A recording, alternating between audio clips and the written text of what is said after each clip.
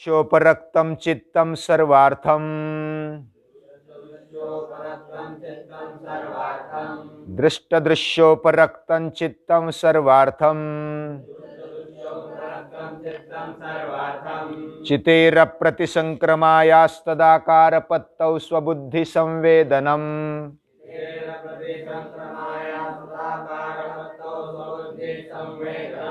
चितेरप्रतिसंक्रमायास्तदाकारपत्तौ स्वबुद्धिसंवेदनम्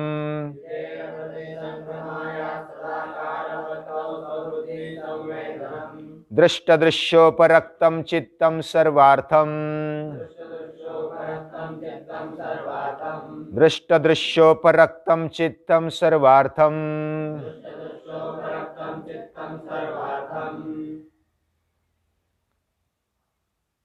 इस दुनिया में दो शक्तियां हैं और वो भगवान की है। एक है अपराशक्ति और दूसरी है पराशक्ति। एक है दृष्ट शक्ति और एक है दृश्य शक्ति। एक है भौतिक शक्ति और दूसरी है चैतन्य युक्त ऐसी शक्ति, मैटर और स्पिरिट।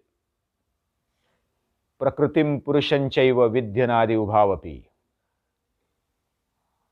श्रीमद् भगवद गीता में भी कहा है ये दो तत्व है, हमें महसूस होने वाले, अनुभव में आने वाले ये दो तत्व है, दृष्टा और दृश्य। ये पूरी सृष्टि उसी से बनी है। भूमिरापो नलो वायुर्खम मनो बुद्धिरेव च अहंकार इति यम्मे भिन्ना प्रकृतिरष्टधा अपरा। ये सब अपरा शक्ति है। पंचमहाभूत, पंच ज्ञानेन्द्रिय, पंच कर्मेंद्रिय, पंच तन्मात्रा, मन बुद्धि अहंकार, प्रकृति और पुरुष, ये 25 तत्व हमने बार बार देखे। और इस 25 तत्व में से जो दो तत्व है प्रकृति और पुरुष, इनसे ये सब चल रहा है और उसको ही दृष्टा बोलते हैं। पुरुष को दृष्टा और प्रकृति को दृश्य बोलते हैं। वो दोनों में उपरक्त है, यानी कि इतने एक साथ जुड़े हुए हैं हमें समझ में नहीं आता। दृष्ट दृश्ययोः संयोगः, ये संयोग है। ये इतने एक जीव हो गए हैं कि पता नहीं चलता कि ये चैतन्य किधर है और ये प्रकृति किधर है। ये दोनों बहुत ही एक रूप है, वो तदाकार हो गए हैं। और समझो, हमने थोड़े और स्पष्ट करते हुए देखेंगे तो पता चलेगा ये पंचमहाभूत है, पृथ्वी आप तेज वायु आकाश। उससे ही बने हुई ये सब सृष्टि, उसमें पंचतन्मात्रा सूक्ष्म रूप में, विषय के रूप में इस सृष्टि में ठहरी हुई है। और ये जो इंद्रिय है, पंच ज्ञानेन्द्रिय, यानी हमारे कान, आंखें, नाक, जिह्वा, त्वचा और मुख, हाथ, पांव, उपस्थ और पायु, ये ज्ञानेन्द्रिय और कर्मेंद्रिय, इनके साथ साथ मन बुद्धि अहंकार, ये भी अंदरूनी है, वो दिखाई देता नहीं है। उसमें 3 प्रकार के शरीर है। स्थूल शरीर जो हमें दिखता है, हाँ, ये समझने जैसी बात है। ये स्थूल शरीर है जो हमें दिखता है, जो मिट्टी से, पंचमहाभूतों से बना हुआ है। उसमें सूक्ष्म शरीर है, वह पंच ज्ञानेन्द्रिय, पंच कर्मेंद्रिय, पंच प्राण और मन और बुद्धि, ये 17 तत्व से सूक्ष्म शरीर बना हुआ है। और जो महत तत्व है और जो सूक्ष्म से भी ऊपर और एक अव्यक्त ऐसा स्वरूप के नजदीक वाला, वो कारण शरीर है। वह हमारे जीवन को पकड़ा हुआ है और ये प्रकृति से आया है। विद्धि प्रकृति संभवान, ये सब प्रकृति से निर्माण हुआ है। संभव यानी कि ये अच्छी प्रकार से निर्माण हुआ है। इसमें एक संतुलन है, बैलेंस है। हर एक का अपना अपना एक रोल है और उस रोल को वो निभाता है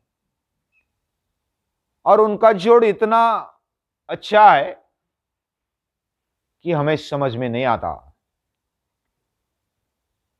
जैसे हवा में गंध इकट्ठा होता है और वो बहता है, गंध किधर है पता नहीं चलता, हवा किधर है वो भी पता नहीं चलती। जैसे पानी में रंग मिल जाता है, वैसा ही ये दोनों तत्व एक दूसरे में इतने मिले हुए हैं, पता नहीं चलता कौन किधर है। तो ये जो हमारा जीवन है, पूरी सृष्टि है, इसको शॉर्टकट में हमने समझ लिया। और जो पराशक्ति है वह है जीवात्मा। जीवात्मा यानी अंदर रहा हुआ, अविद्या के साथ, अज्ञान के साथ रहता हुआ वो जीव जो हमारे अंदर रहता है। और वह जो जीवात्मा है उसको अक्षर बोला है। 15वें अध्याय में एक क्षर है, दूसरा अक्षर है और तीसरा उत्तम पुरुष है। और जो अक्षर है वह है जीवात्मा और वो ये कारण शरीर, सूक्ष्म शरीर और स्थूल शरीर लेकर रहता है। और जो सभी सृष्टि में जो व्याप्त है वह है परमात्मा। ये जीवात्मा जो है वो परासृष्टि, पराशक्ति है। और जो बाह्य सृष्टि दिखती है वो है अपरा। भूमिरापो नलो वायुर्खम मनो बुद्धिरेव च अहंकार इत्येम में भिन्ना प्रकृति रष्टदा, ये 8 प्रकार की सृष्टि। अपरियमित स्वन्याम, ये अपरा है। अपरियमित स्वन्याम आगे क्या है? प्रकृतिम विद्धि में पराम, प्रकृति से ये सब अपरा सृष्टि है। और उसको छोड़कर जो भी चैतन्य शक्ति है वह अक्षर बनकर हमारे अंदर रहती, वो जीवात्मा। जीवभूताम महाबाहो ये दंधार्यते जगत, ये जीवात्मा बनकर ये पूरी सृष्टि को धारण किया है। विभुर्व्याप्य सर्वत्र सर्वे इंद्रियाणाम, सभी इंद्रियों में ये व्याप्त है, कण कण में व्याप्त है ये जीवात्मा।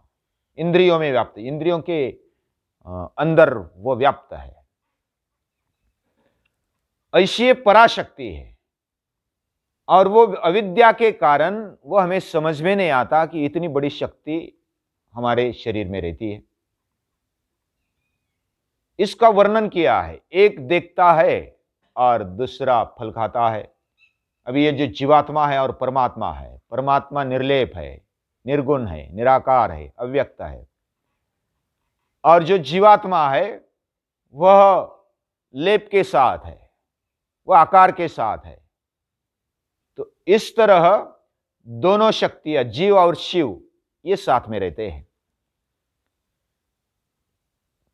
मुंडकोपनिषद में वर्णन है, श्वेता श्वेतर में भी इसका वर्णन। द्वा सुपर्णा सयुजा सखाया, 2 ऐसे पंछी बैठे हुए हैं, एक खाता है दूसरा देखता है। जो खाता है वो जीवात्मा है और जो देखता है वो परमात्मा है।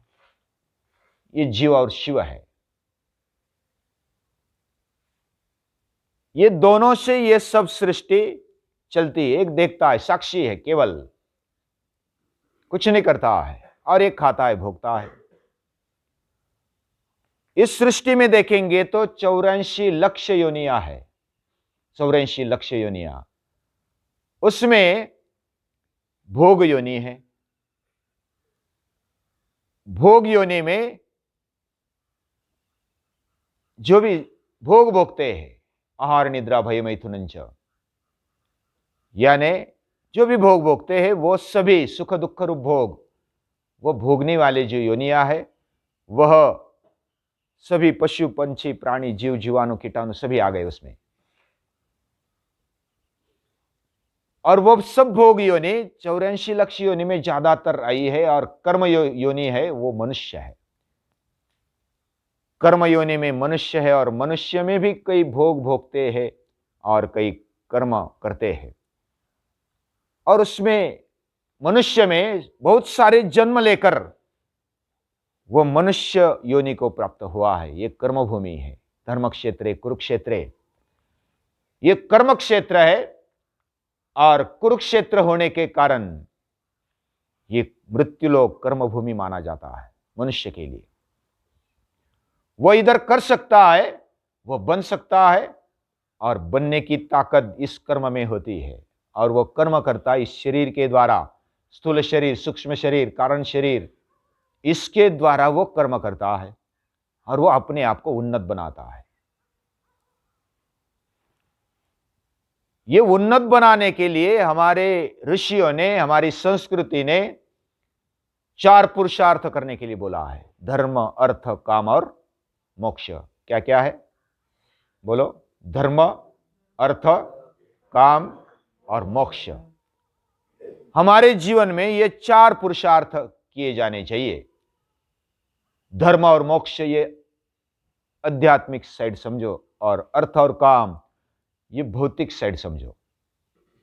भौतिक भी हमारा जीवन अच्छा होना चाहिए, हम अच्छा कमाएं, अच्छा ऐश्वर्य प्राप्त करें, अच्छा शरीर प्राप्त करें, और उसके साथ साथ हम आध्यात्मिकता भी संभाले। आध्यात्मिक के बेस पर, उसके बैठक पर हमारा जीवन खड़ा हो जाए। उसमें धर्म आ गया, मोक्ष आ गया। लेकिन धर्म और मोक्ष को प्राप्त करने के लिए भारतीय संस्कृति ने, वेदांत ने 4 बातें बताई। वह साधन चतुष्टय। जो मोक्ष प्राप्त करना चाहता है, मुमुक्षु है, उसको 4 बातें ध्यान में रखनी चाहिए। उसमें पहला है नित्यानित्य विवेक। मेरा जीवन क्या है, कौन है, उसमें नित्य क्या है, अनित्य क्या है, और हम भी हमारे जीवन में कौन सी बात नित्य है, कौन सी अनित्य है, उसको ही स्वीकारने के लिए तैयार रहते हैं। कोई भी हम वस्तु खरीदते हैं तो वो टिकनी चाहिए। हमारा देह भी इतना टिकना चाहिए, मरे ही नहीं, ऐसा लगता है। कोई भी वस्तु हम अच्छी खरीद लेते हैं जो टिके, लंबी देर तक टिके। तो कोई भी विचार ऐसा स्वीकारे जो लंबा टिके, जो शाश्वत हो। कौन सा भी भाव ज्ञान प्राप्त करते समय ऐसा प्राप्त करे जो शाश्वत हो। और यही नित्यानित्य विवेक है। योग्य क्या है, अयोग्य क्या है, नित्य क्या है, अनित्य क्या है, ये नित्यानित्य वस्तु विवेक उसको बोलते हैं। ये पहला होना चाहिए। मुमुक्षु जो है उसको ये 4 बातें ध्यान में रखनी चाहिए। दूसरी बात, इह मूत्रार्थ फल भोग विराग। इह यानी यह लोक, भौतिक बातें। अमूत्र, अमूत्र यानी मरने के बाद जो भी लोक है, जो परलोक उसको बोलते हैं। यानी जन्म जब से हुआ तब से मृत्यु तक ये यह लोक है। ये भौतिक। और परलोक यानी उसको अमूत्र बोला गया है। और वो परलोक यानी मृत्यु के बाद की जो स्थिति है, या तो आगे आने वाले जन्म की स्थिति, वो परलोक है।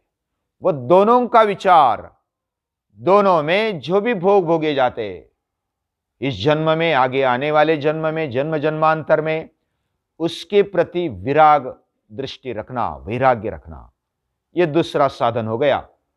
पहला है विवेक, दूसरा है वैराग्य। इसको यह मूत्रार्थ फल भोग विराग ऐसा बोलते हैं। फिर तीसरा है शम दमादि साधन संपत्ति। शम दमादि साधन संपत्ति। शम दम उपरति उसके बाद समाधान, श्रद्धा और तितिक्षा। तितिक्षा, समाधान और श्रद्धा, यानी शम दम उपरति तितिक्षा समाधान और श्रद्धा, ये 6 क्या है, मुमुक्षु होने के लिए यानी मोक्ष प्राप्त करने के लिए साधन है। शम दम आदि साधन, 6 साधन। और चौथा है मुमुक्षत्व, यानी हमें मोक्ष प्राप्त करना है ऐसी इच्छा, वो इच्छा होनी चाहिए। ये 4 बातें हमारे जीवन में होनी चाहिए। उसमें जो शम है, शम यानी हमारे मन को प्रत्याहार के जरिए उसको मोड़ देना, इंद्रियों के साथ मन को अच्छे विचारों में, अच्छी दिशा में मोड़ देना, यह शम है। दम है हमारे इंद्रियों का और शरीर में जो भी कार्य होते हैं कर्मेंद्रियों के द्वारा, उसका दमन, उसको प्रैक्टिस से अच्छे लाइन में लगाना, यह दम है। उसके बाद शम दम और आगे क्या है, उपरति। उपरति यानी जो भी उच्च विचार है उसके प्रति प्यार, जो अच्छी बात है उसके प्रति प्यार होना चाहिए। जो भी हमारे विकास की बातें हैं, जीवन विकास की बातें, उसके प्रति प्यार होना चाहिए। हम सुबह उठते हैं, योग करते हैं, प्रार्थना करते हैं या तो अभ्यास करते हैं, इसके प्रति प्यार होना चाहिए कि मुझे करना है, मुझे आगे बढ़ना है, इसके लिए करना है। ये उपरति है, यानी उसके प्रति अत्यंत ऐसी आसक्ति होनी चाहिए। रति यानी प्यार, प्रेम, और वो नजदीक जाने के लिए, जीवन विकास की ओर जाने के लिए उपरति होना। जब जाते हैं तो संघर्ष को झेलना पड़ता है, तो संघर्ष को झेलते समय तितिक्षा की आवश्यकता होती है। सहनशीलता उसको बोलेंगे। सुख आए दुख आए उसमें बने रहना, जो भी द्वंद्व आता है उसमें बने रहना, यह तितिक्षा है। ताम तितिक्षस्व भारत। और तितिक्षा के साथ साथ आगे है समाधान। समाधान में हमें जो भी प्राप्त होता है उसमें आसक्ति अगर नहीं रखेंगे, प्राप्त हो गया सो ठीक है, मिला तो ठीक है, नहीं मिला तो ठीक है, उसमें समाधान है, उसमें आसक्ति नहीं है, उसमें ऐसा चिपकना नहीं है। तो समाधान, जैसे सर्पा पिबंति पवनन न च दुर्बलास्ते, लास्ट वाली पंक्ति है, संतोष एव पुरुषस्य परन्निधानम। ये पुरुष का श्रेष्ठ ऐसा ऐश्वर्य है, भंडार है, जो संतोष है। उसको जैसा संतोष एक यम नियम में भी हमने देखा, संतोष हमारे जीवन में होना चाहिए, समाधान होना चाहिए। किसी किसी को कितना भी प्राप्त करे वो पूरा समाधान नहीं मिलता, और पूरा प्राप्त कभी होता ही नहीं है। पूरा मिल गया सो फिर भगवान के साथ मिल जाते हैं, भगवान को प्राप्त कर लिया, पूरा मिल गया। तो समाधान होना चाहिए, यानी जो भी मिला उसमें समाधान, उसके लिए कष्ट होनी चाहिए, ये भी बात है, लेकिन कष्ट करके भी जो मिलता है उसमें समाधान होना चाहिए। फिर लास्ट में आता है श्रद्धा। हमारा पूरा विश्वास होना चाहिए कि भगवान है और वो हमें जैसे निर्माण किया वैसे वो संभालता है और हमारे हित की सोचता है और हमें उस तरफ ले जाता है। ये पूरा विश्वास होना चाहिए, वो श्रद्धा है। भगवान के ऊपर जो विश्वास है, आदर युक्त विश्वास, प्यार से उसको अपना मानना, ये श्रद्धा है। ऐसी श्रद्धा होनी चाहिए। ये 4 साधन चतुष्टय है और उससे कैवल्य स्थिति प्राप्त हो जाती, आत्म साक्षात्कार। अहम ब्रह्मास्मि, अयम आत्मा ब्रह्म, प्रज्ञानम ब्रह्म, ये जो उपनिषदों में बातें बताई वो आत्म साक्षात्कार की बातें हैं। इधर जो आज के सूत्र में बताया, दृष्ट दृश्योपरक्तम चित्तम सर्वार्थम, ये जो चित्त है वो सर्वार्थ है, हमने कल देखा था ये एक विषय है, यानी पूरी सृष्टि ये विषय बनकर के हमारे सामने है। दूसरा है हमारा चित्त और तीसरा है हमारी आत्मशक्ति, दृष्टा। दृष्टा, दृश्य और बीच में चित्त। चित्त सर्वार्थ है। सर्वार्थ यानी वह विषय को भी ग्रहण कर सकता है, भोग भी भोग सकता है और अपवर्ग यानी मुक्ति भी प्राप्त कर सकता है। यानी दृष्टा को भी वो जान सकता है और दृश्य को भी जान सकता है। ऐसा वो सर्वार्थ है, उसका कुछ खुद का कुछ नहीं है, लेकिन जो भी उसके सामने आ जाता है उसको वो पूरे ग्रहण कर लेता है। और ग्रहण करके, जैसे मनयो मनुष्यानाम कारणम बंध मोक्षयो हो, इसलिए मन पर इतना काम किया है हमारे ऋषियों ने, हमारे पूर्वजों ने मन को इतना महत्व दिया है। इसलिए मन पर जितना मेहनत करेंगे उतनी अच्छी है, जितना उसको निर्मल रखेंगे, स्वच्छ रखेंगे उतना अच्छा है। और उसके लिए सतत मेहनत होनी चाहिए।